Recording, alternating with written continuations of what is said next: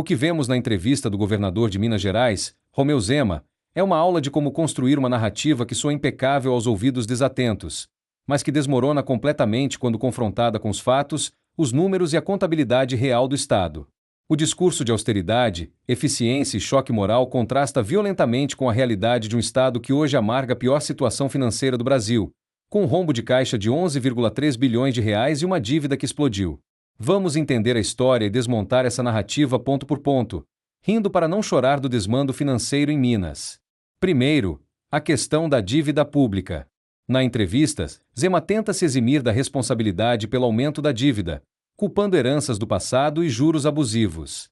Mas os números são frios e não mentem.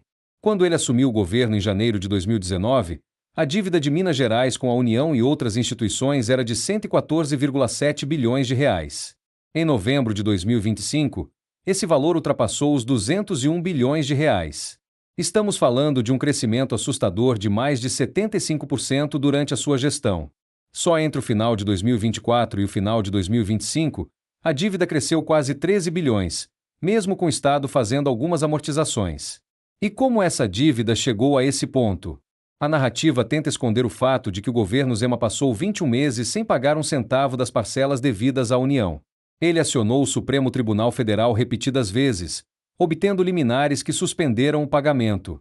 É aqui que entra a ironia apontada pelo ministro Gilmar Mendes. O mesmo governador que vai à televisão atacar o STF e pedir a prisão de ministros, foi o que usou a corte como escudo fiscal para não pagar as contas. Sem essas liminares do STF, o governo de Minas teria colapsado muito antes. No fim de 2025, o Estado aderiu ao PROPAG, confessando uma dívida de mais de 179 bilhões com a União, a ser paga em suaves prestações por 30 anos. Outro ponto central da narrativa é o suposto controle dos gastos e o choque de gestão. Zema se gaba de ter reduzido o peso da folha de pagamento de 67% para 49% da receita.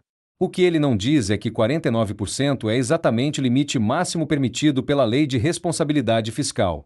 Minas Gerais não é um exemplo de folga no orçamento.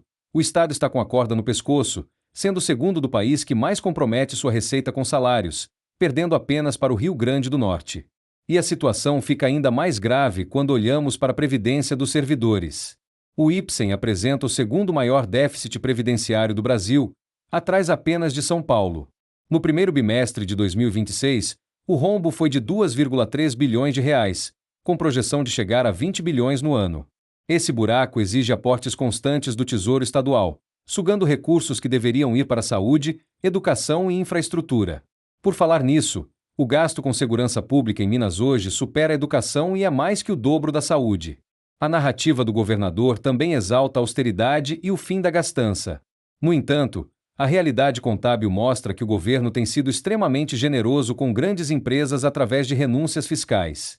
Estima-se que, desde 2019, Minas Gerais deixou de arrecadar cerca de 111 bilhões de reais em impostos devido a isenções e benefícios fiscais concedidos sem a devida transparência. Para 2026, a Lei Orçamentária Anual foi aprovada com um déficit previsto de mais de 5 bilhões de reais, enquanto a renúncia fiscal programada ultrapassa os 24 bilhões. É a velha história: austeridade para os serviços públicos, mas isenção bilionária para os amigos do rei. Zema também menciona tragédias como Mariana e Brumadinho, tentando se distanciar da responsabilidade e culpando governos anteriores. É verdade que Mariana ocorreu em 2015, mas a tragédia de Brumadinho, que ceifou 272 vidas, aconteceu no dia 25 de janeiro de 2019, exatamente no 25º dia do seu próprio mandato. Ele afirma que reformulou tudo após o desastre, mas a fiscalização falhou sob sua guarda. O acordo de reparação de quase 38 bilhões de reais assinado com a Vale ajudou a injetar dinheiro no Estado, mas não apaga a tragédia nem resolve o problema estrutural das contas públicas. Por fim, o governador cita o caso dos empréstimos consignados não repassados aos bancos no governo anterior, o que sujou o nome de milhares de servidores. É um fato real e lamentável. Mas usar os erros do passado para justificar o desastre presente não fecha a conta. Minas Gerais começou 2026 com um rombo de 11,3 bilhões de reais em recursos não vinculados no caixa.